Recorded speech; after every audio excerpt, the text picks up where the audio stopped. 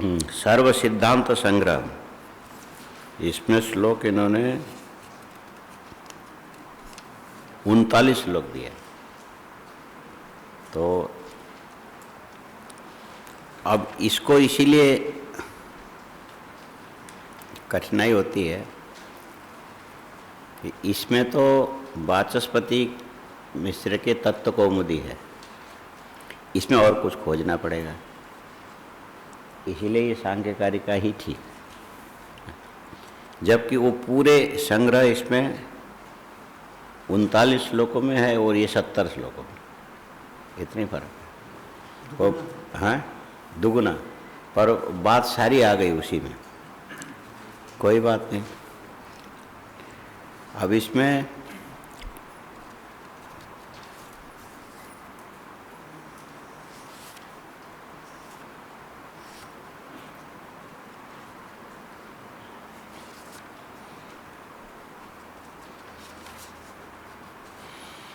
इन्होंने जो मंगलाचरण किया, पहले लिखना, श्लोक जैसे लिखा जाता है इसी ढंग से लिखना। अजाम एकाम, अजाम एकाम मिला के लिखना, अजाम एकाम,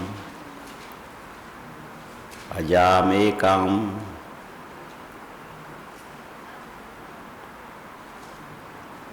लिख लिया सबने? अजाम एकाम सबने लिख लिया।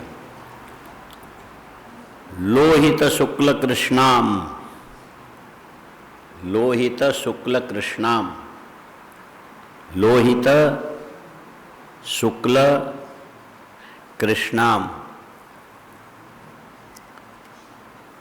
लिखा।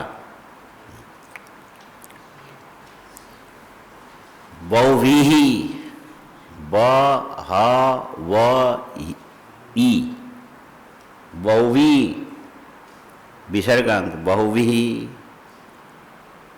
इसको कैसे बोलोगे? एक एक करके कैसे बोलोगे? बहुवी, ब ह वी ही, बहुवी। बहुव्रीहि प्रजाः, प्रजाः सृजमानाम नमामः। स्वरूपम कई जगह है, कई जगह नमामः। यहाँ जैसा लिखा वैसे करना। बहुवी प्रजाः सृजमानाम नमामः, ये एक लाइन में आना चाहिए, है ना। और जो लाइन वाली कॉपी में लिखोगे तो जब दूसरी लाइन शुरू करो तो बीच में एक लाइन छोड़ के करना, उससे मात्रा और नीचे की जो मात्रा उसको लिखने की जगह मिलनी चाहिए ना। ऊपर की मात्रा के लिए और नीचे के लिए भी एक लाइन छोड़ के शुरू करना। आया समझ में? एक लाइन छोड़ के। अजा एताम, अजा य में ये है। एताम जूषमाणाम भजन्ते, जूषमाणाम, जू रस्व श, ऋषि वाला स, जूष माणाम भजन्ते, भजन्ते अलग पद है, जूषमाणाम अलग है, अजा ये ताम अलग अलग है। ये अलग लिखना, ताम अलग लिखना। अजा ये ताम जूषमाणाम भजन्ते, जहत्येनाम, जहति एनाम, जहत्येनाम, त्य जहत्येनाम, जहत य ऊपर एकार, फिर न आकार, फिर बिंदु, जहत्येनाम। भुक्त भोगाम अजोन्य, भुक्त भोगाम नुमस्तान। वैसे और जगह भी है लेकिन इन्होंने अलग ढंग से लिखा है। भुक्त भोगाम नुमस्तान, इसको इस ढंग से लिख लिया। भुक्त भोगाम नुमस्तान, तान नुमः ऐसा नुमस्तान लिखा। अब बोलते समय जहाँ गलती होगी उसको सुधार के उसके नीचे वाले में लिख सकते हो तुम, है ना। पहले सुन लो, ठीक होगा तो ठीक है, यदि सुधारना होगा तो फिर लिख। अजामेकाम लोहित शुक्ल कृष्णाम, बोलो। बहुभिः प्रजाः सृजमानां नमामः। अजायेतां जूषमाणां भजन्ते। जहत्येनां भुक्तभोगां नुमस्तान्। अजामेकां लोहित शुक्ल कृष्णां। बहुभिः प्रजाः सृजमानां नमामः। अजायेतां जूषमाणां भजन्ते। जहत्येनां भुक्तभोगां नुमस्तान्। अजामेकां लोहित शुक्ल कृष्णां। बहुभिः प्रजाः सृजमानां नमामः। अजायेतां जूषमाणां भजन्ते। जहत्येनां भुक्तभोगां नुमस्तान्। अजामेकां लोहित शुक्ल कृष्णां। बहुभिः प्रजाः सृजमानां नमामः। अजायेतां जूषमाणां भजन्ते। जहत्येनां भुक्तभोगां नुमस्तान्। अच्छा, अब तुम लोग अपना लिखा हुआ देख के खुद बोलो तो।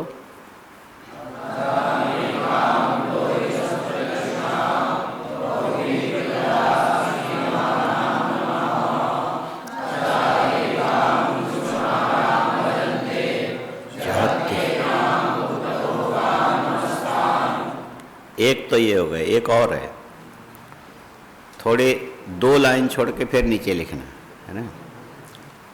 उसमें एक, ये जो लिखा है ना, इसमें एक संख्या दे देना, ये श्लोक संख्या 1, और उसमें 1 लाइन छोड़ करके 2 लाइन छोड़ के नीचे फिर लिखो।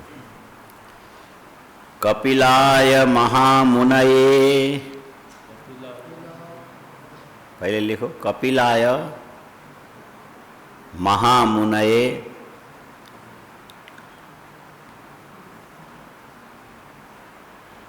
लिखा। शिष्याय तस्य चासुरये, शिष्याय तस्य चासुरये।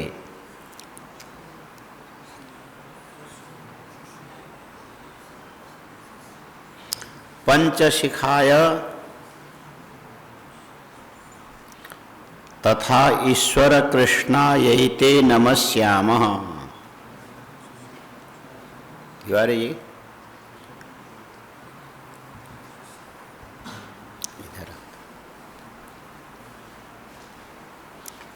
एक प्रोजेक्टर आता है मालूम, आजकल तो बंद होगा क्या? हाँ, क्या छूट गया?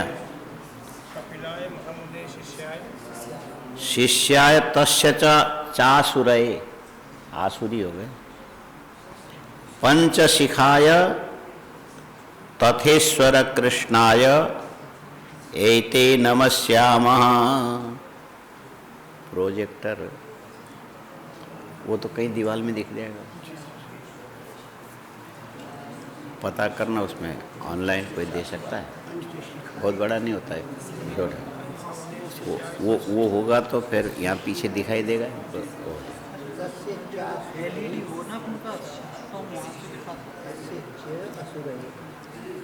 एलईडी जो है उतनी ही है, और तो दूसरा।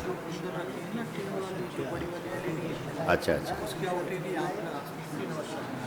उसे तो प्रोजेक्टर छोटा पड़ेगा, उसे कहीं सामने ऐसा हो जाए। हो गया। कपिलाय महामुनये लिखा, शिष्याय तस्य चासुरये। ठीक है, फिर बाद में कर लेंगे। पंचशिखाय तथेश्वर कृष्णाय एते नमस्यामः। पूरा हो गया। पंचशिखाय तथा ईश्वर कृष्णाय एते नमस्यामः। वृद्धि हो जाएगी ईश्वर एते नमस्यामः। सबने लिख लिया? चलो। कपिलाय महामुनये शिष्याय तस्य चासुरये पंचशिखाय तथेश्वर कृष्णायैते नमस्यामः। कपिलाय महामुनये मुनये शिष्याय तस्य चासुरये पंचशिखाय तथा ईश्वर कृष्णाय एते नमस्यामः। तो संधि करके एते नमस्यामः बाद में हो जाएगा। कपिलाय महामुनये शिष्याय तस्य चासुरये पंचशिखाय तथेश्वर कृष्णायैते नमस्यामः।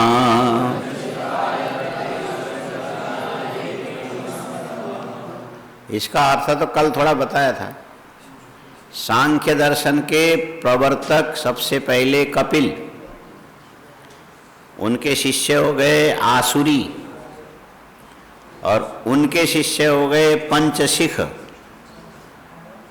ये तो लगातार चलते आए, और बहुत लंबे अंतराल के बाद फिर हो गए ईश्वर कृष्ण, जिनकी ये सांख्य कारिका है।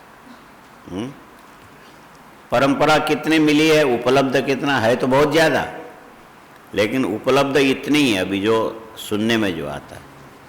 कपिल, आसुरी, पंचशिख, ईश्वर कृष्ण। कितना? कपिल नीचे तुम 2-3 लाइन छोड़ के लिख सकते हो, ये सामने तुम्हारे हाथ के बाएं हाथ के उसमें और भी लिख सकते हो,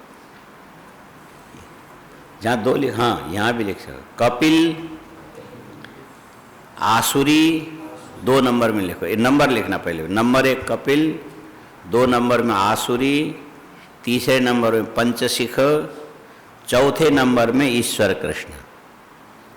ये सांख्य की ये परंपरा अभी तक उपलब्ध है। हाँ, कितने? कपिल, आसुरी, पंचशिख। ये पंचशिख में सीता वाला स नहीं है, ये शिव वाला स है। ये जो ना शिखा के लिए लिखते हैं, पंचशिख। और ईश्वर कृष्ण, ये हो गए। अच्छा, अब एक लाइन गद्य है ये, उस पर 2-3 लाइन छोड़ के फिर लिखना। कॉपी के 3 लाइन छोड़ो फिर लिखो। गद्य है ये पद्य नहीं है, छंदोबद्ध नहीं। अब जो बोल रहे हैं छंदोबद्ध नहीं बोल रहे, है ना। पहले देखो इह, इह लिख लिया। उसके बाद लिखो खलु,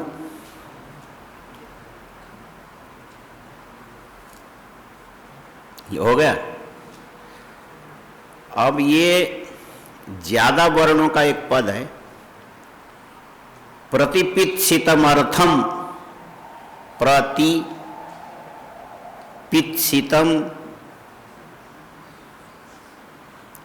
पित्सिता लिखना, आगे मर्थम लिखना, संधि होकर संधि हो जाएगी ना। प्रतिपित्सितमर्थम लिखा, प्रतिपित्सितमर्थम एक साथ है। प्रतिपित्सितमर्थम लिख लिया? प्रतिपित्सितम अर्थम प्रतिपादयन, प्रतिपादयन, ये भी एक पद है। हो गया? यह खलु प्रतिपित्सितम अर्थम प्रतिपादयन, लिखा? यह खलु प्रतिपित्सितम अर्थम प्रतिपादयन। अच्छा, लिख लिया ना सबने? तो मेरे बोलने के बाद फिर बोलो, यह खलु प्रतिपित्सितम अर्थम प्रतिपादयन।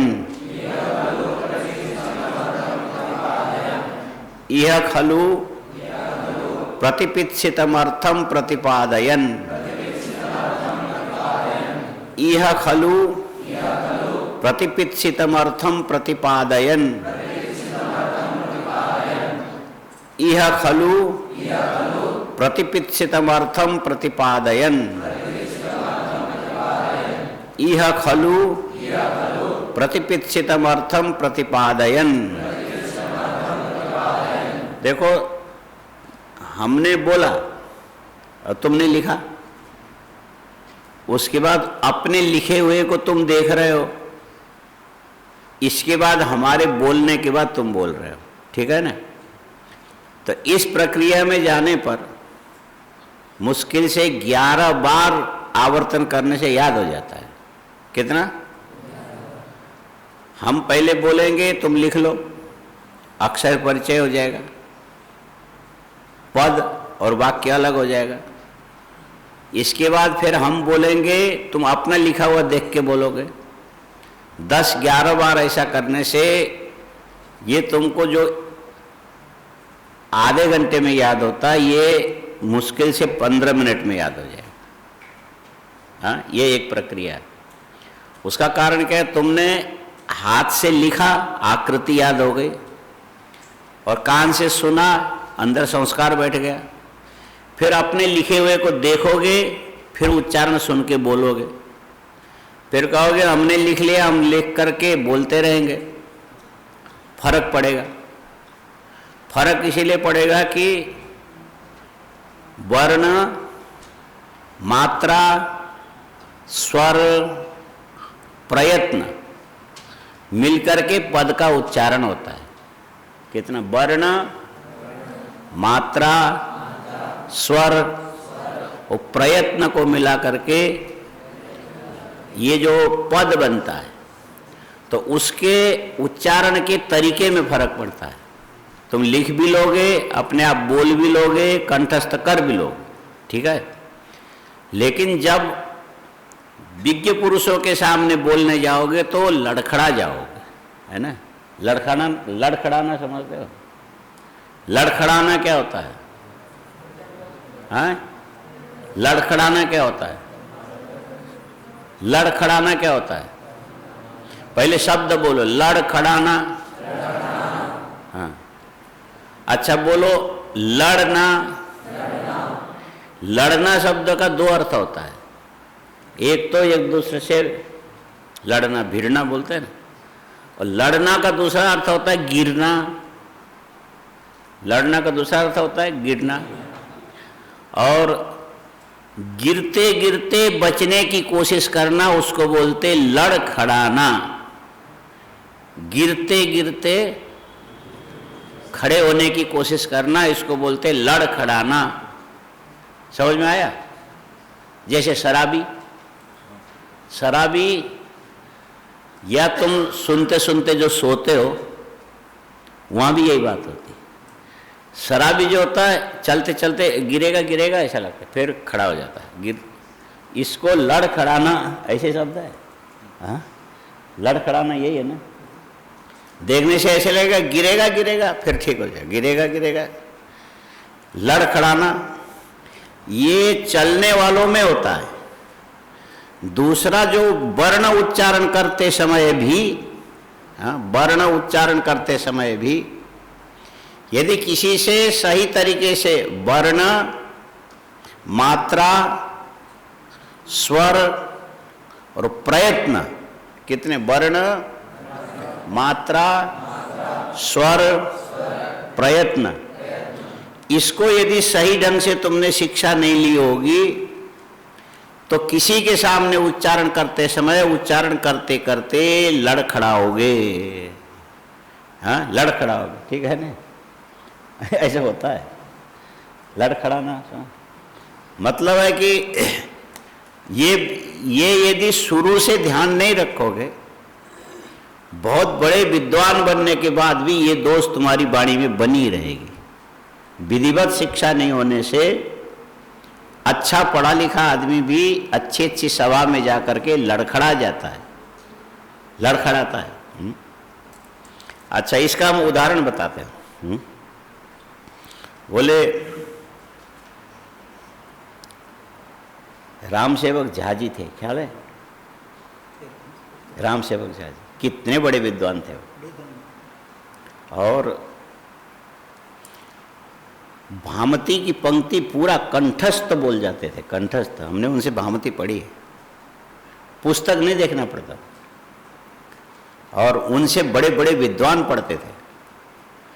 लेकिन उनका जो शरीर पतला, तीखा सा, छोटा इतना सा मुंह, महान तपस्वी, धोती काली सी, है ना, कुर्ता भी ऐसा ही, और बड़े बड़े विद्वान सभा में उनको गुरुजी का के पैर छूते थे। एक बार दक्षिणामूर्ति में उनको बाइक दिया गया कि गुरुजी इस विषय पर आप बोलिए। तो उठ के बोलते कहने जैसो जैसो जैसो ऐसा कांपने लगे।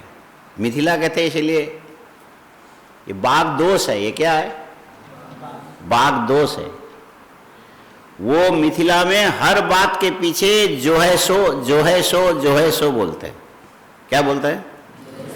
जो है सो, जो है सो। कई लोगों की आदत होती है बोलते समय जो है सो, लेकिन, किंतु, परंतु।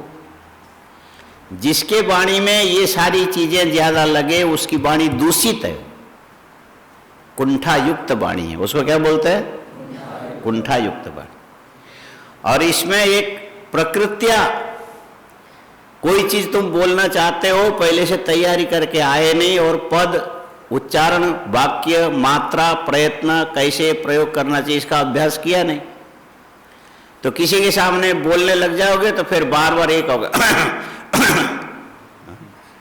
ये भी दोष है, इसको बाघ दोष बोलते हैं। ऐसा होता है ना, एक चीज बोल के तो ये ठीक नहीं है।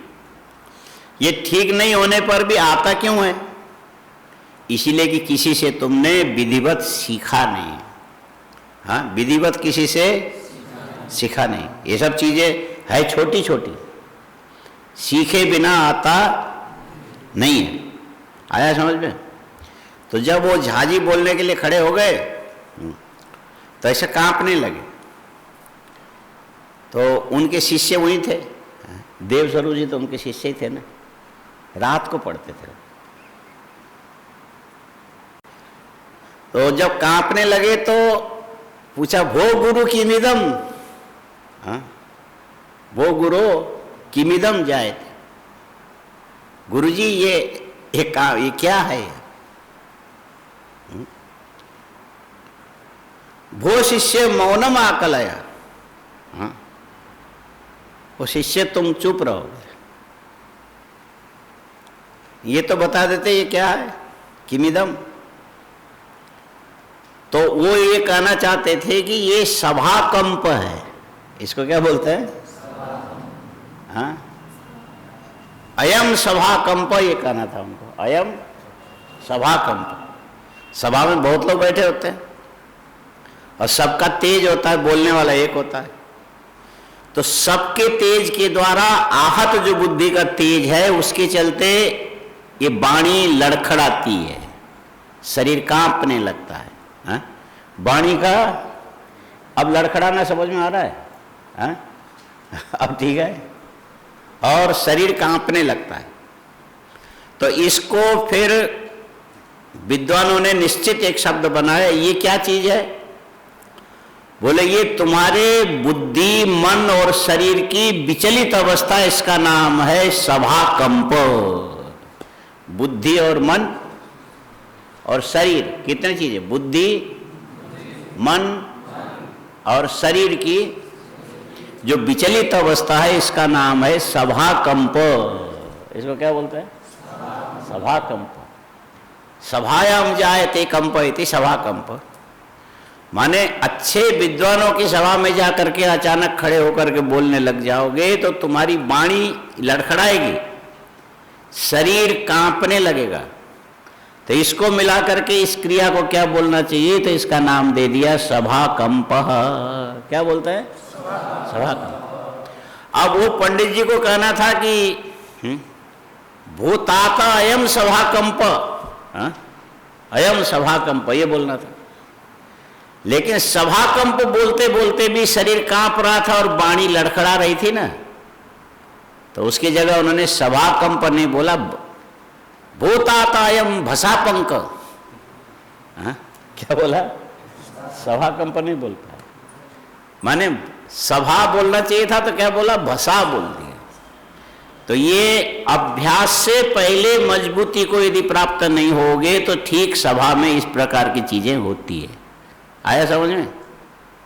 इसीलिए पहले गुरु को उच्चारण करने दो, गुरु को पहले, और उन गुरु को भी कहना, पहले आपने भी किसी गुरु के द्वारा उच्चरित होने के बाद दोबारा सुना कि नहीं सुना। नहीं सुना होगा तो गुरु नाम मात्र है उसका। हाँ, गुरु जो है ना, इसीलिए श्रोत्रिय बोला जाता है। श्रुति परंपरा से गुरुओं के द्वारा पहले किसी ने उच्चारण किया, हमको सिखाया, हम उच्चारण करके तुमको सिखा रहे हैं, तुम उच्चारण करके दूसरों को सिखाओगे। इस परंपरा में जो जावे उसको श्रुति परंपरा बोलते हैं। इसको क्या बोलते हैं? श्रुति परंपरा। अच्छा, श्रुति परंपरा से शिक्षित गुरुओं के द्वारा जिस चीज का अध्ययन करोगे, उसके बाद कहीं सभा में जाके खड़े हो जाओगे, वहां पर वाणी में ये दोष नहीं आएंगे। कौन से दोष? सभाकंप नहीं आएगा, वाणी का लड़खड़ाना नहीं आएगा, पद में उल्टा पलटा नहीं आएगा, भसा का, सभा का, ऐसा यही सब नहीं होगा, है ना। इसीलिए जितनी जरूरत उतना ठीक ठीक बराबर बराबर बराबर तुम उच्चारण कर सकते हो, यदि विधिवत सीखने के बाद आगे चलोगे तब। ये समझ में आ रहा है? अब इसमें लिखा होगा तुमने, इह खलु प्रतिपित्सितम अर्थम प्रतिपादयन, अभी इतना ही लिखा होगा।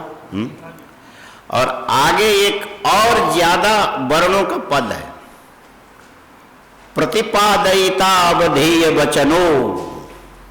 प्रतिपादयिता, प्रतिपादयिता अवधेय वचनो। ये ता के बाद फिर आ नहीं लिखना, ये खंडाकार देना। हाँ? उसमें आकार लोप हुआ ना, ता अवधेय वचनों में वो खंडाकार। हाँ, अवधेय वचनो लिखा। प्रतिपादयिता अवधेय वचनो भवति प्रेक्षावताम। प्रतिपादयिता अवधेय भवति लिखा, प्रतिपादयिता अवधेय वचनो भवति। बोलो, प्रतिपादयिता अवधेय वचनो भवति प्रेक्षावताम। प्रेक्षावताम एक पद है, प्रेक्षावताम। ये एक वाक्य हो गया। हाँ, ये एक वाक्य हो गया। और ये कितने पद के वाक्य हैं तो तुम गिनती कर सकते हो। यह एक पद हो गया, खलु दो पद हो गया, प्रतिपित्सितम एक पद हो गया, अर्थम एक पद हो गया, प्रतिपादयन एक पद हो गया, है ना। प्रतिपादयन एक पद हो गया, प्रतिपादयिता एक पद हो गया, और अवधेय एक पद हो गया, वचनो एक पद हो गया। अवधेय वचन अलग, सुप्तिगंतम जो अलग करेंगे तो ये। अच्छा, भवती एक पद हो गया, क्रियापद है, ये क्रियापद कहा जाएगा ना। और अंत में प्रेक्षावताम, हाँ, प्रेक्षावता में भी एक ही पद है, हाँ, वो तो प्रत्यय होकर के बना ना, एक ही पद हो, हाँ, एक ही पद है, बहुवचन है, प्रेक्षावताम, हाँ, षष्ठी बहुवचन, प्रेक्षावताम। अब ये इसमें तुमको ये पता लग जाएगा, यह एक पद है, खलु दो पद है, प्रतिपित्सितम तीन पद है, अर्थम चौथा पद है, प्रतिपादयन पांचवा पद है, और प्रतिपादयिता छठा पद है, अवधेय सातवां पद है, वचन आठवां पद है, भवती क्रियापद हो गया, है ना, प्रेक्षावताम ये नौवां पद हो गया। ये 9 पद मिलकर के क्या बना? एक वाक्य बना। 9 पद मिलकर के एक वाक्य बना, और ये वाक्य निर्दुष्ट वाक्य है। ये कैसा है? निर्दुष्ट माने इसमें कोई दूषित पद प्रयोग नहीं है, निर्दुष्ट वाक्य। हाँ, और निर्दुष्ट वाक्य को सही तरीके से उच्चारण करने का अभ्यास, वो भी अर्थ ज्ञान पूर्वक। हाँ, निर्दुष्ट वाक्य का सही तरीके से उच्चारण करने का अभ्यास अर्थ ज्ञान पूर्वक। हाँ, यही तो अध्ययन है, और क्या है? हाँ, इसी का नाम अध्ययन। ये निर्दुष्ट है इसलिए कि ये कोई हमने तुमने बनाया ये वाक्य ऐसा नहीं है। ये वो जो वाचस्पति मिश्र ने बनाया, बहुत बड़े विद्वान थे।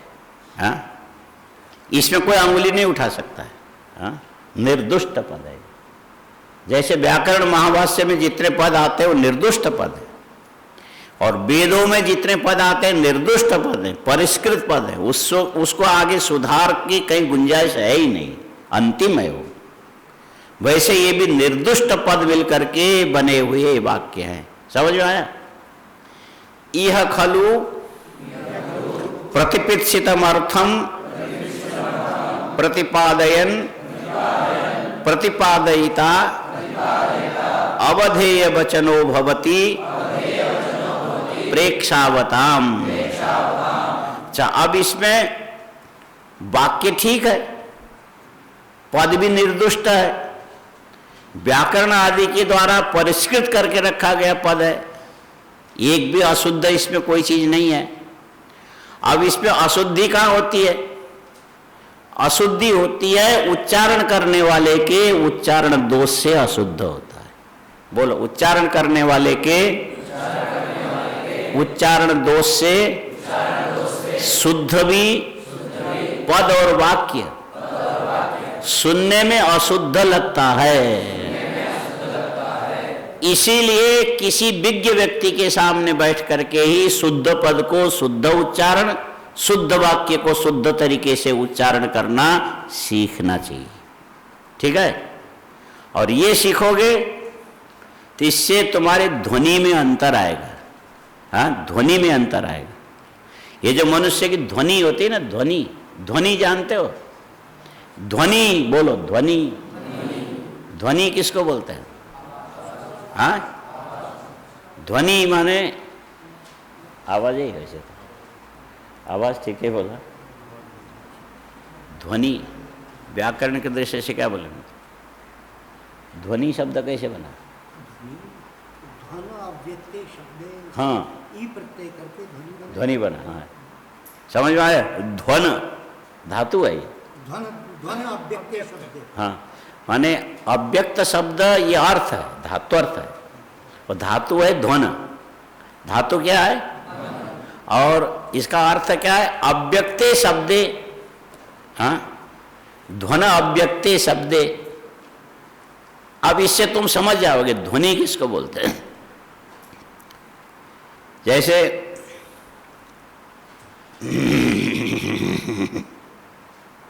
सुनाई पड़ रहा है? ये सुनाई पड़ रहा है? क्या सुनाई पड़ रहा है? आवाज सुनाई पड़ रही है। अच्छा, इस आवाज का कोई अर्थ मालूम पड़ता है? हाँ? अर्थ मालूम पड़ता है? ध्वनि सुनाई पड़ रहा है, खरखराहट सुनाई पड़ रहा है, गड़गड़ाहट सुनाई पड़ रहा है ना, खर्राटा जैसा, लेकिन इसका कोई अर्थ नहीं है। आरती में घंटी बजाते तो टन टन टन टन, तो ये घंटी का अर्थ टन नहीं है, वो नीचे लटका हुआ पेंडुलम का अर्थ टन नहीं है। पेंडुलम और वो उसके जो चारों ओर की भित्ति में जो आघात है उसका भी अर्थ टन नहीं है। और जो पेंडुलम को चारों ओर के भित्ति के साथ आघात देने पर जो ध्वनि निकलती है, वो ध्वनि जिस आकार में निकली उसका तुमने अनुवाद कर दिया, अभिनय पूर्वक अनुवाद किया, तो क्या नाम निकला? बोले घंटी बज रही टन टन टन। हाँ, तो ये जो टन टन अव्यक्त ध्वनि है ना, ये टन क्या है? अव्यक्त ध्वनि। और इस ध्वनि पर बहुत सारे रिसर्च होते हैं। दोनों कान में उंगली दबा करके सीधे होकर के बैठोगे, ये पंखे के चलने की आवाज सुनाई नहीं पड़ेगी, और उसके बाद भी ये ध्वनि अंदर सुनाई पड़ेगी। ये प्राण और जठराग्नि के संघर्ष से तुम्हारे अंदर एक ध्वनि लगातार चलती है, वो सूक्ष्म होती है। और वो सूक्ष्म ध्वनि को सुनने के लिए जब ये कान के पर्दे को बंद करोगे, बाहर की आवाज नहीं आएगी, तो अंदर की आवाज ये तुम्हारा कान पकड़ लेगा। तो उस पर यदि ध्यान दोगे तो मालूम पड़ेगा कि हमारे शरीर के अंदर अव्यक्त एक ध्वनि लगातार चलती है। अव्यक्त ध्वनि लगातार चलती है। और इसी को नाद भी तो बोलते हैं। हाँ? नाद कैसे? णद अव्यक्त शब्द, वहां वो अर्थ एक ही है। जैसे ध्वन अव्यक्त शब्द है, ऐसे णद अव्यक्त से नाद बना है। तो ये जो अंदर सुनाई पड़ने वाली लगातार की जो ध्वनि है, इसको ध्वनि बोलते हैं, इसी को नाद भी बोलते हैं। इसको क्या बोलते हैं? और घंटी के जो टन टन है, बजेगा फिर रुकेगा, फिर बजाओगे फिर बजेगा, फिर रुकेगा, फिर बजाओगे फिर रुकेगा। बजना, रुकना, फिर बजना, फिर रुकना, फिर बजना, फिर रुकना, इसको अंतराल विशिष्ट ध्वनि बोलते हैं। इसको क्या बोलते हैं? अंतराल विशिष्ट ध्वनि बोलते हैं। क्या बोलते हैं? अच्छा, अब अंतराल का अर्थ करिए तो। हाँ, अंतराल, इसको परिभाषा बनाने से है, माने समान ध्वनि के उत्पादन में मध्य में जो व्यवधान आता है उसी को अंतराल बोलते हैं। उसको क्या बोलते? मध्य में व्यवधान माने रुकावट, मध्य में व्यवधान को रुकावट को ही व्यवधान बोलते हैं। हाँ, रुकावट को। अच्छा, इसको इस ढंग से तुम समझ सकते हो।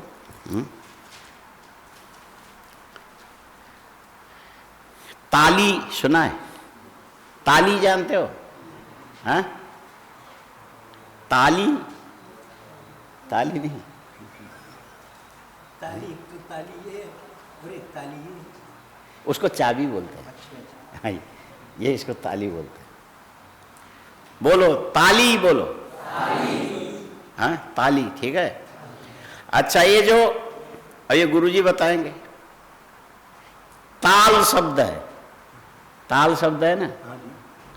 अच्छा, उसमें स्त्री प्रत्यय में ले जा करके कौन सा प्रत्यय होता है? ताल में ताली बनाएंगे तो नी प्रत्यय करेंगे, नी प्रत्यय करेंगे। ये देखो, ताल शब्द से, इधर देखो, ताल शब्द से नी प्रत्यय करेंगे, क्या बनेगा?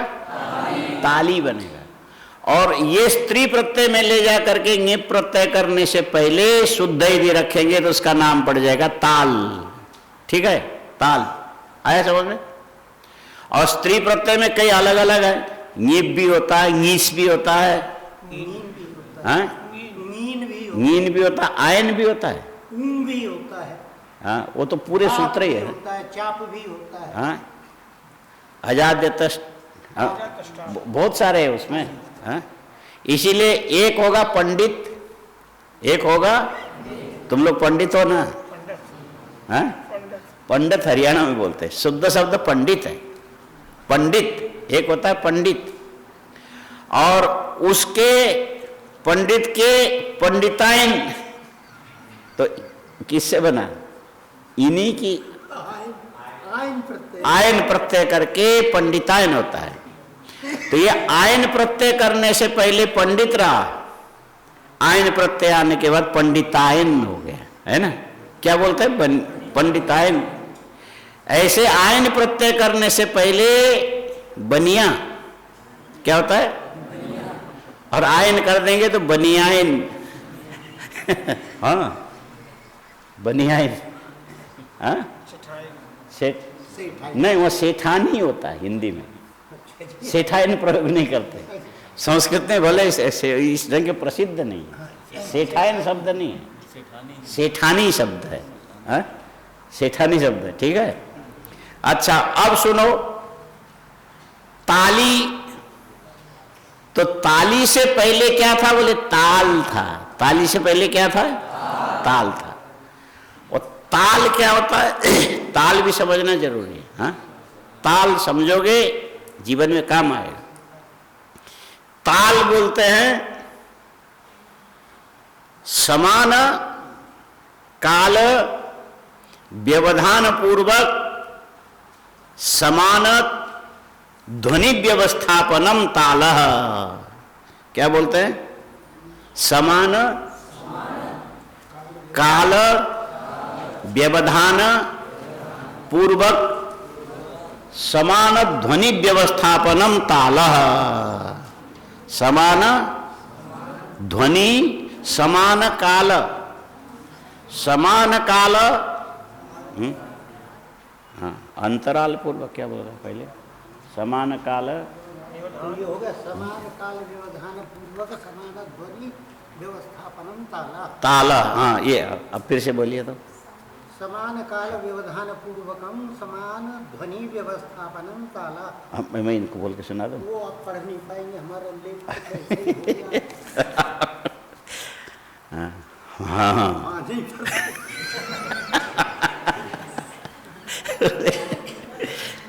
ये विद्वानों का लक्षण है। विद्वानों का ये लक्षण है कि उनका लिखा कोई नहीं पढ़ पाता। हाँ, और ज्यादा विद्वान होगा तो अपना लिखा खुद भी नहीं पढ़ रहा। ये विद्वत्ता की अति उत्कृष्ट परिस्थिति है। तो फिर आप बोल के सुना दे, समान काल व्यवधान पूर्वकम समान ध्वनि व्यवस्थापनम ताला। ताला। अच्छा, अब इसको तुम लोग इस ढंग से समझो, है ना? जैसे जो समान काल व्यवधान को नियत करने के लिए क्या किया जाता है? एक प्रयोग किया जाता है।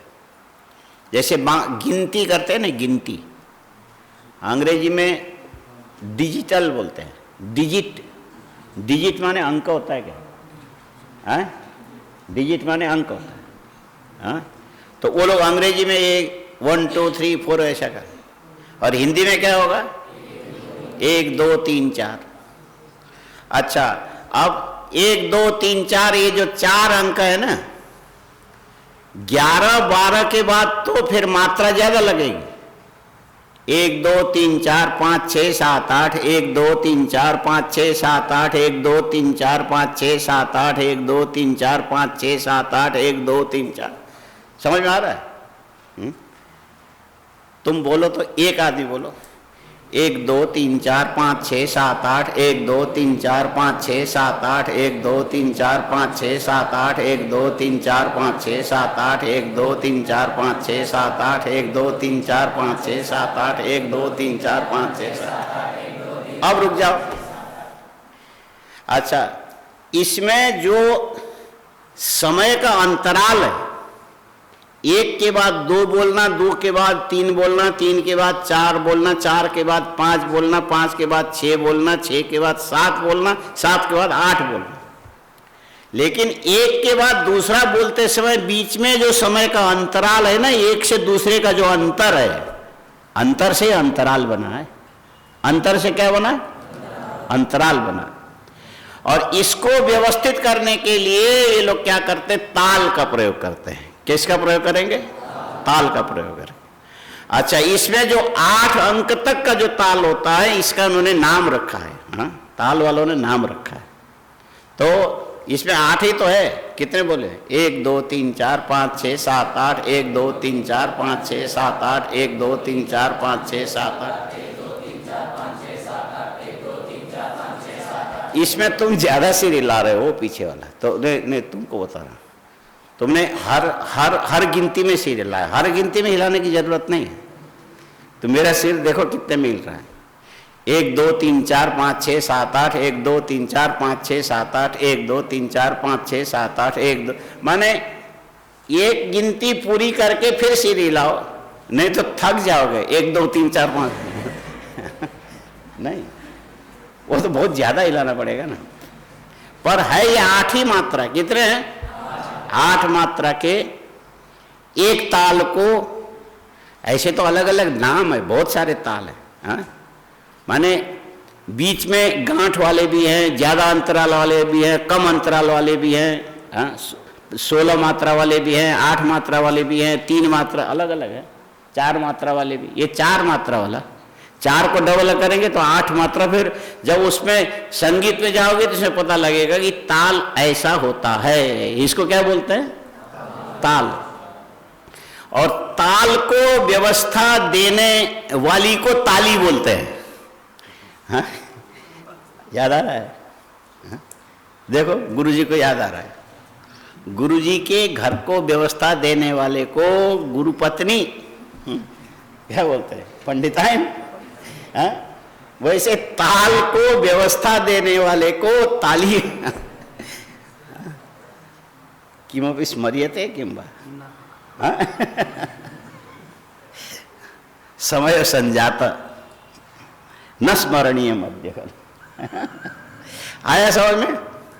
वो जो ताल को व्यवस्था देने के लिए जो ध्वनि विशेष को अंग विशेष से आघात से एक व्यवस्था बनाई जाती है, उसका नाम है ताली। आया? उसका नाम है ताली, है ना? तो आप देखो 1 2 3 4 5 6 7 8, 1 2 3 4 5 6 7 8, 1 2 3 4 5 6 7 8, 1 2 3 4 5 6 7 8, 1 2 3 4 5। ये हम जितने बार भी बोलेंगे, ये जो ताली बजेगी ना, बराबर उसी मात्रा में बजेगी। कितने में? हाँ? जब 1 से शुरू करेंगे वही ताली बजेगी। हाँ? 1 2 3 4 5 6 7 8, 1 2 3 4 5 6 7 8, 1 2 3 4 5 6 7 8, 1 2 3 4 5 6 7 8, 1 2 3 4 5। इससे तुम्हारे गति और क्रिया, तुम्हारी गति और क्रिया वो बराबर मात्रा में मिलके चलता है। हाँ? इसको क्या बोलते हैं? गति और क्रिया मात्रा में मिलके चलता है। और ये जो मात्रा में मिलके चलने के बाद ये हर जगह बिखरी हुई चीजों को समेट करके सौंदर्य प्रदान करता है। बिखरी हुई चीज को समेट करके सौंदर्य प्रदान करता है। और तुम्हारे वाक्य उच्चारण में भी ये नियम लागू होते हैं। तुम्हारे पदवाक्य उच्चारण में भी ये नियम लागू होते हैं। कितने अंतराल देना चाहिए, कितने अंतराल के बाद रुकना चाहिए, अंतराल में, इसमें भी बहुत सारे भेद हैं। ये जितना जानते हो इतना पर्याप्त नहीं, और आगे और आगे और आगे अंदर और भेद है।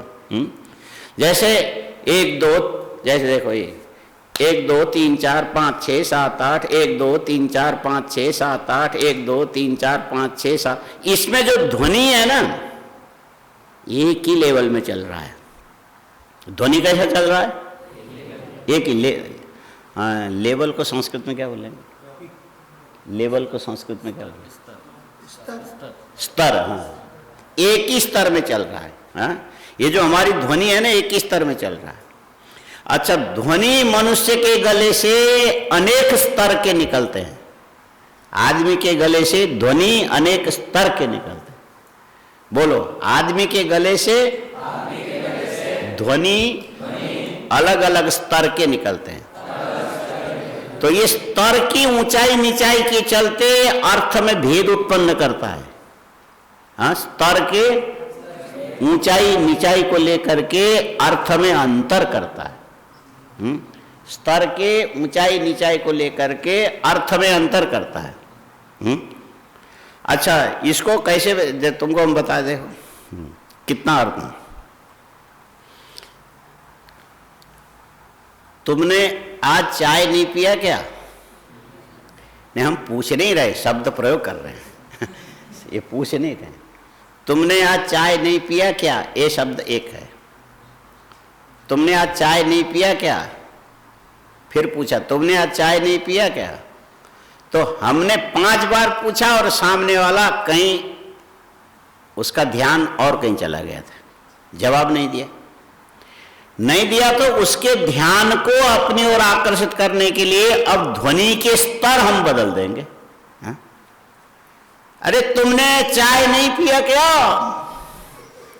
ध्वनि में अंतर आया कि नहीं? मैं हंसने की बात नहीं, पहले जो पूछा तुमने चाय नहीं पिया क्या, अरे तुमने चाय नहीं पिया। हा? तो इसमें देखो कुछ ध्वनि ऊंचा हो गया, कुछ माने इस सामान्य से तो ऊंचा हो ही गया। इतने जोर लगा के जब हम बोलेंगे तो सामने वाले का ध्यान हमारी ओर आकर्षित जरूर होगा कि नहीं होगा? साधारण आराम से बोलोगे, सुन भी लोगे, नहीं भी सुन लोगे, ध्यान तुम्हारा कहीं गया हो सकता है। और उसके ध्यान को आकर्षित करने के लिए जोर लगा करके बोलेंगे तो फिर सामने वाला देखेगा क्या बात है, ये मारेगा तो नहीं। हाँ, अब सुनना चाहिए।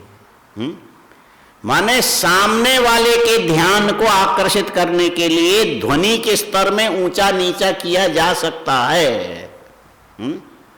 हाँ, ऊंचा नीचा ध्वनि को ऊंचा करना, नीचा करना, मध्यम रखना, सरल रखना, उसका मुख्य प्रयोजन यह है कि सुनने वाला वो अपनी अवधारणा सही तरीके से श्रवण की ओर लगा रहा है कि नहीं लगा रहा है, इसके लिए ध्वनि का ऊंचा नीचापना काम का होता है। आया समझ में? हा? लगता तो ऐसा कि मजाक वाली बात है, हा? मजाक वाली नहीं है। ये सारे इसको आजकल की भाषा में साइंटिफिक बोलते हैं। हा? सब एकदम वैज्ञानिक तरीके से सारी चीजें रखी जाती और इस चीज को सही तरीके से समझ के वाक्य प्रयोग करने वाला जो व्यक्ति है, सभा में अपनी वाणी के द्वारा अर्थ को व्यक्ति के बुद्धि में बराबर फिट बैठाने में सफल होता है। हाँ? आया समझ में? माने ध्वनि सही होना चाहिए, उच्चारण का अंतराल सही होना चाहिए, अंतराल के साथ ध्वनि के स्तर कहाँ ऊपर उठाना, कहाँ नीचे दबाना, ये भी कला उसको आनी चाहिए। और ये सब मिला करके जो वाक्य प्रयोग किया जाता है, तब वो वाक्य बिल्कुल निर्दुष्ट सही होकर, वाक्य भी पद भी निर्दुष्ट होना चाहिए, पद और वाक्य भी निर्दुष्ट होना चाहिए, और साथ में उच्चारण करने वाले का उच्चारण भी निर्दोष होना चाहिए। तब जाके वो वाक्य प्रयोग करने पर सामने वाले के बुद्धि में उसका अर्थ उत्पादन होता है। सामने वाले के बुद्धि में अर्थ उत्पादन करने के लिए इतनी चीजें चाहिए। और इसी पर जो साधना करते वही विद्वान है, वही पंडित। इस पर जो साधना करते हैं वो विद्वान है, वो पंडित है। और इसमें जिसने जितनी साधना की उतने बड़े बड़े पंडित हुए, और जिसने ज्यादा किया वो मरने के बाद भी जिंदे रहते हैं। हाँ, वो पंडित मरने के बाद भी, ज्यादा साधना करने वाले। तुम लोग कम साधना करोगे तो मरने के बाद मर जाओगे, फिर तुमको कोई याद नहीं करेगा। मर गए तो मर गए, बिला गए इसमें क्या बिलाना बोलते हैं, ये बिला गए, खत्म हो जाना, बिला गए, मर गए, खत्म हो गए। अच्छा, जिसने ये साधना किया और लिखा, और लिखने के बाद मर गए, मरने के बाद भी उनका लिखा हुआ मिटा नहीं। हाँ, उनका लिखा हुआ, माने ये समझो कि लगभग 800-900 वर्ष पहले कोई विद्वान हो गए और उन्होंने ये वाक्य लिखा, वो अभी तक चला आ रहा है। वो जिंदे हैं कि मर गए? मर करके भी वो जीवित है, क्योंकि उनकी साधना से ये पद, वाक्य, ये सारी चीजें ऐसे निर्दुष्ट बन गया कि अब आगे लोगों के लिए ये आदर्श बन गया। हाँ, ये तुम थक गए हो क्या? इसको भी अतिरिक्त व्यर्थ चेष्टा इसको बोलते हैं। समझ रहे हो? जो ऐसा करना, यूं करना, यूं करना, ये इसको सभा के अंदर बैठने वाले व्यक्ति की चेष्टा ये नहीं है। जो सभा में बैठने योग्य जो होता है वो सभ्य होता है। हाँ, सभा में बैठने योग्य जो होता है सभ्य होता है। तो सभा में बैठने की सभ्यता यह है कि उसमें व्यर्थ चेष्टा रहित होकर के बैठेगा। हाँ, ये जो कपड़े को लेके यूं यूं करना, ऐसा करना, यूं करना, इधर के चित्र देखना, ऐसा करना, फिर यूं करना, और उसके बाद यूं ऐसे कर, वो जो ये लिख रहा तो वो पढ़ते सो, हाँ ये खलो, ये खलो, ये खलो, ये सभा के अंदर दिखाने लायक चीजें ये नहीं है। ये सभ्य तरीका नहीं। ये क्या है? ये सभ्य तरीका या असभ्य तरीका। सभा में इसीलिए ये जो पढ़ाते समय घंटी निश्चित करते हैं, घंटी निश्चित करते कितना बोले 40 मिनट की एक घंटी होनी चाहिए। हाँ, 40 मिनट की एक घंटी। उसका कारण क्या है? कोई भी सभ्य तरीके से एक आसन में बैठ करके किसी चीज को अवधारणा पूर्वक सुनने की क्षमता मुश्किल से पौने घंटे आदमी की होती है। कितने? पौने घंटे होती। इससे ज्यादा होने पर अंदर की जो कसमसाहस है ना, उसको फिर वो जो सभा की योग्यता के विपरीत क्रियाएं कराना शुरू कर देता है। यूं मटकेगा, यूं करेगा, मक्खी मारेगा, हाँ, उसको इशारा करेगा। ये असभ्य तरीका, इसको क्या बोलते हैं? असभ्य तरीका। इसीलिए 40 मिनट बैठो, इतनी चीज को सीखने के लिए हम बैठे ही निश्चय करके बैठो, और उतनी चीजें सीखने के बाद 40-45 मिनट के बाद उठ करके तुम जाओ, फिर अभ्यास करो। तुम कमरे में टेढ़े रहो, आड़े रहो, वहां भी यदि सीधे बैठ करके सही तरीके से अभ्यास करोगे तो सभा में भी सही दिखोगे। और वहां पर जाके एकदम तकिया में लेट के यूं करके पता नहीं कौन कौन से आसन, अलग अलग आसन होते हैं। हाँ, कुक्कुटासन होता है, बहुत सारे आसन होते हैं। गर्दवासन होता है, हाँ, कुक्कुटासन, गर्दवासन, कुक्कुरासन, तो ये सारी चीजें अलग अलग होती। सुखासन, हाँ, तो सही तरीके के वो देखो, ये तुमको बोल रहे हैं जो तुम यूं करते हो। हाँ हाँ, ये है नहीं, सभ्य तरीका नहीं। ठीक है, तुम 3 बजे आए हो, 4 बज गया, थोड़े से थक गए होंगे, लेकिन जब तक पढ़ोगे तब तक लगभग 1.5-1.25 घंटा तो सामान्य चीज है, उतना अभ्यास करना चाहिए। एक मुद्रा में सही तरीके से, सभ्य तरीके से बैठ के ध्यान पूर्वक।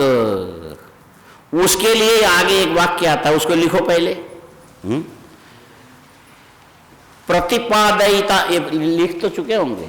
हाँ, यह खलु, बोलो, प्रतिपित्सितमर्थम प्रतिपादयन प्रतिपादयिता अवधेय वचनो भवति प्रेक्षावताम। इह खलु प्रतिपित्सितमर्थम प्रतिपादयन प्रतिपादयिता अवधेय वचनो भवति प्रेक्षावताम। हाँ, देख के बोल रहे, बिना देख, सुन, देख भी लो।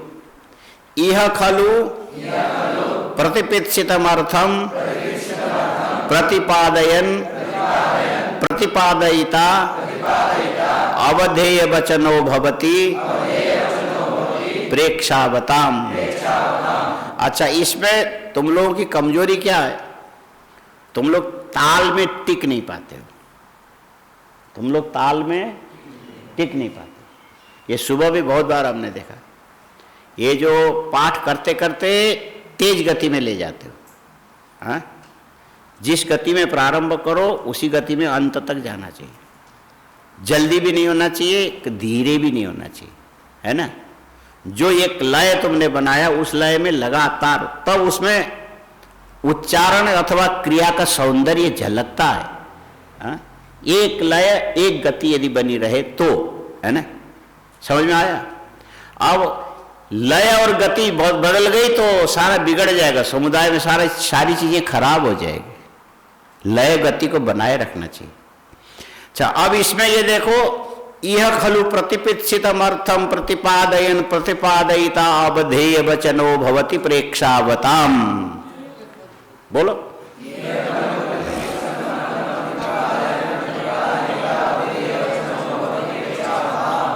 अच्छा, इतने लोग बैठे हो, यदि समय के अंतराल को सही तरीके से उपयोग करके एक साथ यदि अभ्यास करोगे तो इतने लोगों के बोलने पर भी ये वाक्य जैसा का वैसा सुनने वाला स्पष्ट सुन सकता है। यदि गड़बड़ा जाओगे तो फिर ऐसा लगेगा कि कोई बैलगाड़ी चल रही है। हाँ? बैलगाड़ी से आवाज निकलती, ऊंची आवाज निकलेगी, छोटी आवाज निकलेगी, कम निकलेगी, चूं उतर खट खुट, हाँ चूं करेगा, झर्र करेगा, खट खट कुट कुट कुट। उसमें 5-6 बैलगाड़ी चले तो उसमें क्या आवाज आ रहा है पता नहीं लगता है। पता लगता है? अब व्यवस्था में व्यवस्था के सौंदर्य की प्रतीति नहीं होती। बोलो, अब व्यवस्था में व्यवस्था के सौंदर्य की प्रतीति नहीं होती। समझ में आया? जैसे तुम देवनागरी लिपि में लिखते हो, यह खलु प्रतिपित्सितमर्थम प्रतिपादयन प्रतिपादयिता अवधेय वचनो भवति प्रेक्षावताम, और ये कॉपी में लिखोगे, सुंदर अक्षर बना करके लिखोगे तो लगेगा कि ये अच्छी लाइन में किसी ने लिखा, बड़ा अच्छा लिखा। ठीक समझ में आया? तो सफेद कागज में स्याही वाले पेंसिल अथवा पेन की जो लाइन है उसी से तो अक्षर बनते हैं। हाँ? तो उससे कागज का रंग अलग है, अक्षर का रंग अलग है, आकृति अलग है। आकृति को देख करके लिखे हुए को आदमी पढ़ता है। और एक बैल बैलगाड़ी में जुता है, एक बैल बैलगाड़ी में जुता है, और डामर और जो रोड़ी से बने हुई सड़क के ऊपर गाड़ी लेके चल रहा है। और चलते समय बैल जो है ना, आदमी जब उसको पेशाब करना होता तो गाड़ी से उतरेगा, कहीं सही जगह जाएगा, ब्राह्मण होगा तो कान में जनेऊ बांधेगा, फिर बैठेगा, फिर पेशाब करेगा एक जगह बैठ के। जो अच्छा सभ्य होगा तो ऐसे ही होगा, तो फिर घूमते घूमते कर लेगा। हाँ? अच्छा, बैल कभी बैलगाड़ी से अलग होकर के ये नहीं कहेगा कि मुझे पेशाब करना है, गाड़ी से खोल दो। वो चलता रहेगा, पेशाब करता चला जाएगा, और चलता रहेगा, गति बनेगी, और पेशाब गिरती चली जाए तो इस सड़क में धार बनेगा कि नहीं बनेगा? धार बनेगा। और वो धार भी तुमने कॉपी में जैसा लिखा लगभग मोटा मोटी ऐसे ही बनता है। हाँ? मोटा मोटी ऐसे ही बनता है। लेकिन तुम जो कॉपी में लिखोगे, तुम पढ़ करके बता सकते हो कि हमने ये लिखा। हाँ? लेकिन जो बैल जो पेशाब करेगा, उसकी लाइन को देख करके कोई पढ़ के नहीं बता सकता, कितने बड़ा पंडित क्यों ना हो, इसमें क्या लिखा है, कोई पढ़ के बता सकता है? आया समझ में? हाँ? मतलब है कि व्यवस्था की व्यवस्थागत सौंदर्य को व्यवस्थित तरीके से रखने पर ही उसका बोध तुम कर सकते हो। यदि व्यवस्थागत सौंदर्य को तुमने व्यवस्थित नहीं किया तो होने पर भी तुम उसको पढ़ नहीं सकते हो। हाँ? बैलगाड़ी के अंदर पंडित जी भी बैठे थे, गुरु जी भी बैठे थे, चेले भी बैठे थे। तो गाड़ी वाले को गुरु जी ने पूछा, तू पढ़ा लिखा है? बोले ना, तेरा जीवन बेकार गया। उसने पूछा, गुरु जी आप पढ़े लिखे हो? बोले हाँ, हम तो पढ़े लिखे हैं, सब कुछ पढ़ लेते हैं, हम पढ़ लेते हैं, हम आदमी के चेहरे के भाव पढ़ लेते हैं। अच्छा, आप बड़े विद्वान हो। तो इतने में चलते चलते उसके बैल ने पेशाब कर दिया, गाड़ी आगे निकल गई, उसने गाड़ी रोक ली, बैल को नाक की ओर खींच के, बोले पीछे की लाइन दिखाया जो पेशाब किया। पंडित जी इसको पढ़ के बताओ। हाँ? पंडित जी पढ़ पाएंगे? हाँ? भैया इसको हम नहीं पढ़ पाएंगे। क्यों नहीं पढ़ पाए? इसीलिए कि वो जो पेशाब करने की जो लाइन की कोई व्यवस्था नहीं है ना, पहले प्लान नहीं है, योजना नहीं है। वो तो पेशाब आया, छोड़ दिया, चलता गया, एक लाइन बन गई तो बन गया, अपने आप बन गई। हाँ? ये कोई व्यवस्था से नहीं बनी, प्लान से नहीं बना, योजना से नहीं बना। और व्यक्ति जो काम करता है योजना से बंद करता है। हाँ? योजना से काम करने पर अव्यवस्था भी व्यवस्था में बदल जाती है, अव्यवस्था भी यदि योजना से काम करोगे। दोनों बैठे थे, पंडित जी भी बैठे थे, पंडिताइन भी बैठे थे, और कुछ भोजन कर चुके थे, नाश्ता कर लिया था, चाय पी लिया था, इसके बाद पंडित जी ने पान खा लिया था। आदत थी ऐसी तंबाकू वाला, जर्दा वाला पान, तो वो निगला तो नहीं जाएगा, मुंह में भरा हुआ था। हाँ, बनारसी पंडित जी थे, हाँ, मुंह में पान बोलते हैं। इतने में बाहर कोई उनका अतिथि आ गया और कोई बड़ा आदमी मिलने के लिए आ रहा था, तो पंडित जी जल्दी से उठे तो उनके सामने एक अच्छा सा कपड़ा बिछा हुआ था टेबल के ऊपर, उनके मुंह से वो पान का पिक निकल के गिर गया।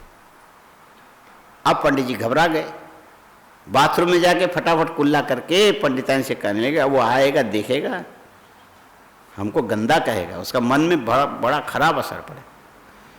पंडिताइन बड़ी दिमागदार थी, पंडित जी को पढ़ने से दिमाग आता है, पंडिताइन बिना पढ़े समझ जाती है। हाँ, ऐसे है ना, इसीलिए उसको गुरु बोलते हैं। हाँ, अभिज्ञान शाकुंतल में क्या, अब स्वप्नों किस में लिखा है? हाँ, अशिक्षित पटुत्तम स्त्री। हाँ, स्वभाव से अपने आप ही। उसने कहा कि आप ऐसा करो, उनको बाहर बैठाओ, मैं ठंडा पानी भेजती हूँ, जब तक वो अंदर आएंगे इसको मैं ठीक करूँ। इतनी जल्दी क्या ठीक करेगी, आज तो बेइज्जती हो ही जाएगी। कर लिया उसने फटाफट। उसने पहले रामनवमी के दिन भगवान राम के फोटो जो था रख करके पूजा किया था, तो पूजा करते वो समझ गए थे कि इसका फ्रेम हिला हुआ है, और हिला हुआ तो उसने जैसे पंडित जी बाहर गए वैसे राम जी का फोटो निकाल लिया। फोटो निकाल के ये जो जहां पर उन्होंने पान खा के थूका था उस कपड़े को ले जाके अंदर रख के ऊपर से शीशा लगा के फ्रेम में कस दिया, कस के दीवार में लगा दिया। किसने? पंडिताइन। और लगा दिया शीशे के अंदर फ्रेम में, वो पक्का हो गया है ना।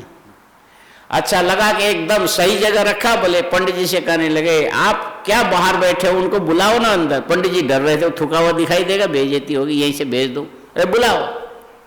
वो आया अंदर, आके दीवार में बोले, ये पेंटिंग किसने बनाया? ये तो ऐसा लगता अभी अभी किसी ने पान खा करके थूका हो, सुरती के टुकड़े टुकड़े दिख, ऐसा सटीक पेंटिंग किसने किया? हा? तो वो 25,000 रुपये दे करके उसको लेके गया बेटा। ये है, इसको क्या बोलते हैं? हाँ, यदि बुद्धि होगी तो अव्यवस्था में व्यवस्था निकाल लोगे, और बुद्धि नहीं होगी तो व्यवस्था को अव्यवस्थित करके छोड़ दोगे। आया समझ में? हाँ, यदि तुम बुद्धिशाली होगे तो तुम्हारा कमरा देख के, तुम्हारा चद्दर देख के, तुम्हारे बैठने का ढंग देख के, तुम्हारे जो गिलास कटोरी रखने का ढंग देख के कोई भी समझेगा ये बड़ा समझदार, अच्छा, अनुशासित, शिक्षित व्यक्ति है। और यदि ये सारी चीजें नहीं होगी तो देखते ही बोलेंगे तो ये कमरा तो जैसे भैंस बांधने के लिए है। भैंस गोबर कर सकती, उसके ऊपर खुर रखेगी और कीचड़ करेगी, पेशाब कर देगी, और समतल भूमि को खड्डा बना के छोड़ेगी। और आदमी जो होता है खड्डे को समतल बना करके पान खा करके थूके हुए को भी 10,000 रुपये का पेंटिंग बना के बेच सकता है कि नहीं? बोलो, किसमें कौशल दिखता है, व्यवस्था में कि अव्यवस्था में? हाँ, व्यवस्था में कौशल है। तो ये व्यवस्था का क्षेत्र बहुत बड़ा है। हाँ, व्यवस्था का क्षेत्र बहुत बड़ा है। ये गति में व्यवस्था होती है, दृष्टि में व्यवस्था होती है, क्रिया में व्यवस्था होती है, उच्चारण में व्यवस्था होती है, और ये जो पद में व्यवस्था होती है, वाक्य में व्यवस्था, हर जगह व्यवस्था है। कोई ऐसी जगह नहीं जहां पर व्यवस्था की आवश्यकता न पड़े। बात समझ में आई? और व्यवस्था से व्यवस्थित होने पर यहां पर पक्ष अक्षर गिन करके देखोगे, यह खलु प्रतिपित्सितमर्थम प्रतिपादयन प्रतिपादयिता अवधेय वचनो भवति प्रेक्षावताम, है तो इतने। लेकिन ये व्यवस्था से सजा हुआ है। ये क्या है? व्यवस्था से सजा हुआ है। इसमें वर्ण व्यवस्था ठीक है, पद व्यवस्था ठीक है, वाक्य व्यवस्था ठीक है, और ये पदार्थ और वाक्यार्थ की भी व्यवस्था ठीक है, इसीलिए ये पद लिख करके मरने वाले 800 साल पहले मर गए और आज तक ये अवधेय वचन बना हुआ है। हाँ, अवधेय वचन, अवधेय माने ध्यान देने योग्य वचन बन गया है। क्या बना? यह खलु प्रतिपिक्षितम अर्थम प्रतिपादयन। हाँ, प्रतिपत्तुम, हाँ, प्रतिपत्तुम आपको बताओ, प्रतिपत्तुम इच्छितम अर्थम प्रतिपिक्षितम, प्रतिपत्तुम,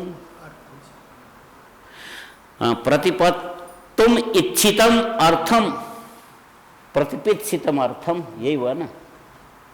माने प्रतिपत्तिर नाम ज्ञानम, प्रतिपत्ति माने जानने की इच्छा। तुमको नींद आ रही तो फिर जानने की इच्छा को प्रतिपिक्षितम अर्थ बोलते हैं, जानने की इच्छा युक्त अर्थ को प्रतिपिक्षितम अर्थम बोलते हैं। माने इस चीज को जानने की इच्छा हम रखते हैं, किसी के मन में इच्छा उत्पन्न हुई और वो जानने की इच्छा रखते हैं का जो विषय है वो हो गया प्रतिपिक्षितम अर्थम। प्रतिपत्तुम इच्छितम अर्थम प्रतिपिक्षितम अर्थम। प्रतिपिक्षितुम इसकी व्याख्या में लिखना हो तो नीचे लिखना, 3-4 लाइन छोड़ करके। प्रतिपिक्षितम इसका अर्थ लिखो प्रतिपत्तुम इच्छितम अर्थम, प्रतिपत्तुम इच्छितम अर्थम प्रतिपिक्षितम अर्थम। हाँ, इसको व्युत्पत्ति बोलते हैं क्या? इसको व्युत्पत्ति बोलते हैं। विग्रह माने विशेषण गृह्यते बुद्ध्याति विग्रह। हाँ, वृत्ति अर्थ वो व्याकरण का परिभाषा। हाँ, वृत्ति अर्थ अवबोधक जो वाक्य है उसको विग्रह बोलते हैं। और सीधा इसको यही बोल सकते हैं, विशेष रूप से ग्रहण करने योग्य जो होगा उसको विग्रह बोलते हैं। ठीक है, और इसका विग्रह अर्थ यही बनेगा, प्रतिपत्तुम इच्छितम अर्थम, जानने की इच्छा हर व्यक्ति रखता है कि इसको हम समझें क्या है, इस प्रकार के अर्थ को प्रतिपिक्षितम अर्थम बोलते हैं। हाँ, नहीं समझ में आया? यह ऐसा है कि कभी कभी विद्यालय में छात्रों को बैठा करके विशेष व्यक्ति को बुलाया जाता है और बुला करके, जैसे दीक्षांत समारोह नहीं होता, बड़े बड़े विद्वान में से किसी एक को बुलाते हैं। वो क्या करेंगे? दीक्षांत भाषण करेंगे, सारे छात्र सुनेंगे, क्योंकि ये जो बोलने वाले उनके एक एक वाक्य में अर्थ छिपा रहता है। इसीलिए उसको सुनने के बाद सुनने वाला जो व्यक्ति होता है वो कुछ प्रेरणा ले करके जाता है ना। सुनने वाला व्यक्ति प्रेरणा लेकर के, तो सुनने वाले भी इस ढंग से सुनते कि नहीं ये क्या बोलता है, देखें तो इसकी बात में दम है। हाँ, सुनने योग्य है। तो सुनने योग्य जो बात है उसी को यहां पर प्रतिपिक्षितम अर्थम बोलते हैं। हाँ? माने इसके बात के अर्थ जानने योग्य होता है, जीवन में उपयोगी है। इस प्रकार की बात को यहां पर कह दिया, यह खलु प्रतिपिक्षितम अर्थम। और प्रतिपादयन कोई बोल रहा है। हाँ? पादयन ये क्या वर्तमान काली क्रिया है, क्षत्रि। तो क्षत्रि का अर्थ क्या होता है? हाँ? हाँ, खाते हुए, जाते हुए, रोते हुए, हंसते हुए, नाचते हुए, गाते हुए, ये सब क्षत्रि प्रत्ययांत है। हाँ? ये एक क्रिया क्षत्रि प्रत्ययांत है ना। तो उसी में ये आ गया प्रतिपादयन। क्या आ गया? प्रतिपादयन। अच्छा, ये खलु प्रतिपिक्षितम अर्थम प्रतिपादयन, माने जानने योग्य विषय को प्रतिपादन यदि कोई करता है तो वो सुनते समय, हाँ? सुनने वाला प्रतिपादन करने वाले की ओर अपना ध्यान एकाग्र करता है। हाँ? ये अच्छी बात कोई बोलने जा रहा है, इस बात को समझना चाहिए, इसको लेकर के अपना ध्यान एकाग्र करता है। हाँ? प्रतिपादयिता अवधेय वचनो भवति, माने इसकी बात ध्यान दे करके सुनना चाहिए, सुनने से आगे कुछ काम की बातें इससे निकलेगी, इस अर्थ को बताया अवधेय वचनो भवति। ये में व्याख्या, इयम व्याख्या योग अर्थ का प्रतिपादन अवधेय वचन कहलाता है। अवधेय वचन, जानने योग्य अर्थ का प्रतिपादन अवधेय, और वो वचन जो है ना व्यक्ति के अधीन होने से अवधेय वचनो भवति प्रतिपादयिता, प्रतिपादन करने वाला व्यक्ति यदि जानने योग्य वस्तु का विवेचन करने के लिए जा रहा हो तो सुनने वाला उसकी बात पर पूरी तरह से ध्यान देते हैं। आया समझ में? यदि सही बात, कीमती बात, अर्थयुक्त बात यदि कोई बोलता हो तो सुनने वाला उसके बात को पूरी तरह से ध्यान दे करके सुनता है। आया? यही है ना, आखिर वाचस्पति मिश्र का वाक्य है, मजाक तो है नहीं। इतना वजनदार वाक्य लिखने वाले ने साधना की होगी ना, ऐसे बोलते बोलते हंसते हंसते थोड़े, चलते चलते बैल जैसे पेशाब करता हुआ लाइन बना दिया, ऐसा तो नहीं हुआ। हाँ, मेहनत करके, परिष्कार करके, बुद्धि से व्यवस्था पूर्वक रखा तो देखो ऐसा बन गया। यह खलु प्रतिपित्सितमर्थम प्रतिपादयन् प्रतिपादयिता अवधेय वचनो भवति, ये तुम्हारे जीवन का सूत्र बन जाएगा। क्या बनेगा? यह खलु प्रतिपित्सितमर्थम प्रतिपादयन् प्रतिपादयिता अवधेय वचनो भवति प्रेक्षावताम।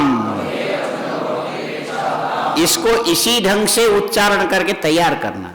यह खलु प्रतिपित्सितमर्थम प्रतिपादयन् प्रतिपादयिता अवधेय वचनो भवति प्रेक्षावताम, ऐसे याद करना।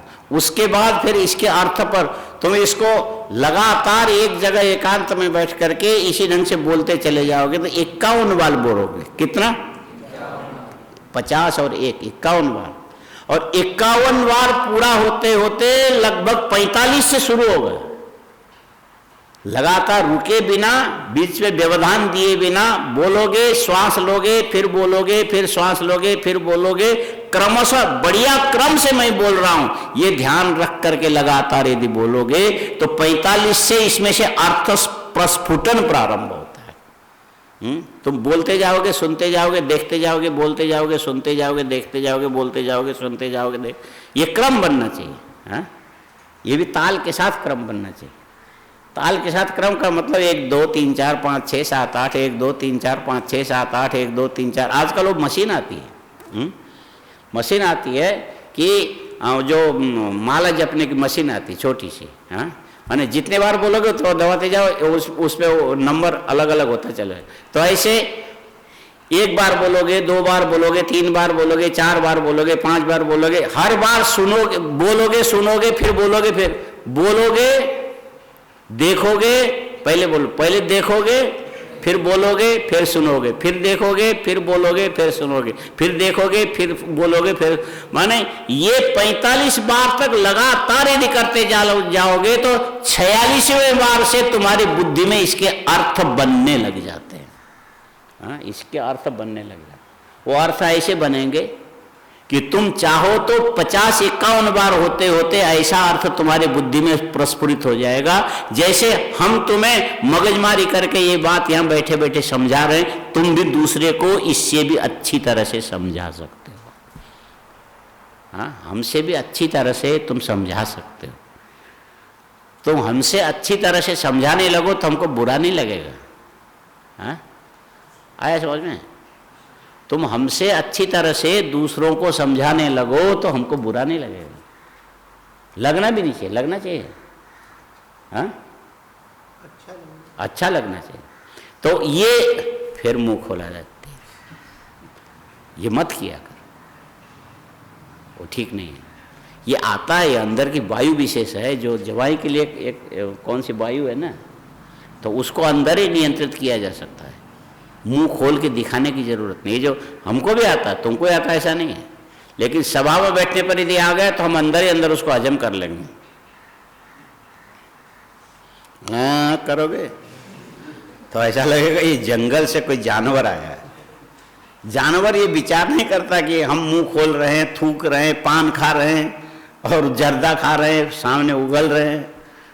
ये सभ्य व्यक्ति के लक्षण नहीं है। हाँ आया समझ में? सटीक इस ढंग से पता तो लगे कि विश्वनाथ संस्कृत महाविद्यालय के विद्यार्थी बैठे हैं। ये जितने देर बैठेंगे ढंग से बैठेंगे, उठेंगे तो तरीके से उठेंगे, जाएंगे तो सलीके से जाएंगे, गलत तरीके से नहीं जाएंगे। ये प्रभाव तुमको देख करके दूसरों पर ये प्रभाव पड़ना चाहिए। इसीलिए तुम लाइन लगा के चलोगे तो दूसरा भी तुमको देख करके, जैसे अब प्रतिपादयिता अवधेय वचनो भवति, ऐसे तुम्हारी गति को देख करके दूसरा तुम्हें ध्यान से देखने लग जाए, ऐसे तुम बन सकते हो। ऐसी योग्यता तुम लोगों में है। अभ्यास करोगे तो हो जाएगा। वो भी अर्थ इसी में से निकलेगा। अभ्यास करोगे तो निकलेगा। फिर से बोलो, इह खलु प्रतिपित्सितम अर्थम प्रतिपादयन प्रतिपादयिता अवधेय वचनो भवति प्रेक्षावताम। आज इतना ही तैयार करो, है ना। कल ला करके जैसा का वैसा हमको बताना। फिर कल वाला भी जो है ना, दुःखत्रय विघाता जिज्ञासा तदवघात के हेतु दृष्टि सा पार्था चेत नैकांता अत्यंत तो भाव। ये जो चेत में जो दो न है ना, एक वो जो नकार को नए समास को दो बार प्रयोग करना, न अत्यंत तो अभावात और न एकांत तो अभाव। वो न का दो बार प्रयोग होता है, इसीलिए कल मैंने देखा। वो भी याद करना सही तरीके से, ये भी याद करके लाना। इसीलिए व्याकरण में कहीं ये लोग पढ़ते कि नहीं, आप लोगों ने सुना है तो एक शब्द सम्यक ज्ञात सुप्रयुक्त स्वर्गे लोके च काम। दुनिया भर के कचरा पढ़ने से कोई फायदा नहीं है। एक ही शब्द को सही तरीके से समझो, सम्यक ज्ञात, सही जगह में प्रयोग करो तो ये तुम्हें स्वर्गलोक तक कामधेनु के समान सत्फल देने वाला होता है। आया? एक शब्द सम्यक ज्ञात सुप्रयुक्त स्वर्गे लोके च, यहाँ च शब्द से इह लोके तो काम दुख भवत्येव, स्वर्गे लोके भी काम दुख भवती, माने काम दुख माने तुम्हारी कामना का फल देने वाला। यदि विद्वान बनोगे तो तुम्हारी हर इच्छाएं पूरी करेंगे लोग। विद्वान बनोगे तुम्हारी हर इच्छा लोग पूरी करेंगे, और मूर्ख रहोगे तो पेट भर खाने को मिलेगा। बस घंटी बजेगी दोनों टाइम, पेट भर खाओगे। विद्वान बनोगे तो तुम्हारी हर इच्छा, तो हर इच्छा की पूर्ति कोई विशेष गुण तुम्हारा कर सकता है। वो क्या है? वो विद्या है। एक शब्द सम्यक ज्ञात सुप्रयुक्त स्वर्गे लोके च काम दुख भवति। वो शब्द इस प्रकार के होते हैं। यह खलु प्रतिपित्सितम अर्थम प्रतिपादयन प्रतिपादयिता अवधेय वचनो भवति प्रेक्षावताम। यह खलु प्रतिपित्सितम अर्थम प्रतिपादयन प्रतिपादयिता अवधेय वचनो भवति प्रेक्षावताम। यह खलु प्रतिपित्सितम अर्थम प्रतिपादयन प्रतिपादयिता अवधेय वचनो भवति प्रेक्षावताम। अब इसमें यह भी ध्यान रखना कि कहाँ शुरू करोगे, कहाँ पर अल्प विराम दोगे, कहाँ जा करके पूर्ण विराम दोगे, और ध्वनि को कैसे ऊपर नीचे मिला करके इसको सुनने वाला सुनने के लिए ध्यान देने लग जाए, ऐसा तुमको उच्चारण करके सही करना पड़ेगा। इतना करोगे तो सुनने वाला फिर तुम्हारी हर बात पर ध्यान दिया करेगा। तुम्हारी हर बात पर कोई ध्यान देने लग जाए, कम बड़ी बात है क्या? बहुत बड़ी बात। इस ढंग से इसको तैयार करके लाओ। तुमको बोला था 3 बजे आओगे तो 4:30 बजे छोड़ेंगे, 4:30 बज गया। ठीक है, अब ये इतना तैयार करके कल ले करके आना फिर। ठीक है। ओम पूर्णमद पूर्णमिदम पूर्णस्य पूर्ण पूर्णमेवावशिष्यते। ओम शांति। ठीक है, अब उधर चाय बनी होगी ना? पहले चाय पी लिया था? हाँ, एक ही बार बहुत है, बार बार। हाँ, अभी जरूरत है नहीं तो फिर तरीके से आराम से